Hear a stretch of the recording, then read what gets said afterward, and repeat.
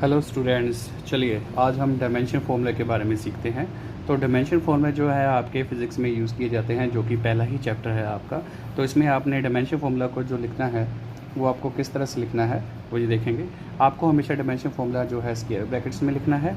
मास को आप एम लिखते हो और उसके यूनिट्स आप केजी लिखते हो, ऐसा ही यूनिट्स में। लेंथ को एल लिखते हो और यूनिट्स इसके मीटर। टाइम को लिखते हो टी और इसके यूनिट सेकंड। फिर डायमेंशन फॉर्मूला का जो फोर्स का एग्जांपल है वो आप इस तरह से लिख रहे हैं, जिसको हम m की पावर 1, l की पावर 1, t की पावर -2 लिखते हैं। अब हमारे पास जो स्टैंडर्ड फॉर्म है वो इस तरह से लिखी जाती है डायमेंशन फॉर्मूला की, m की पावर a, l की पावर b, t की पावर c। a, b और c ये पावर हैं m, l और t की। अब हम एग्जांपल लेते हैं कि इसको आप और किस तरह से लिख सकते हो with the help of formula. तो हमारे पास जो फोर्स का फॉर्मूला है वो है मास इंटू एक्सेलरेशन। फोर्स को हम न्यूटन में लिखते हैं, मास को केजी में, एक्सेलरेशन के यूनिट्स होते हैं मीटर पर सेकंड स्क्वायर।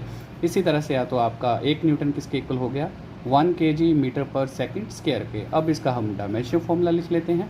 तो हमारे पास डायमेंशन फॉर्मूला के अकॉर्डिंग हमारे पास जो केजी है उसको आप एम के से डिनोट करते हो, मीटर जो है उसको आप लेंथ से डिनोट करते हो, और जो सेकंड इन्वर्स स्क्वायर है वो आपका आ जाएगा t⁻²।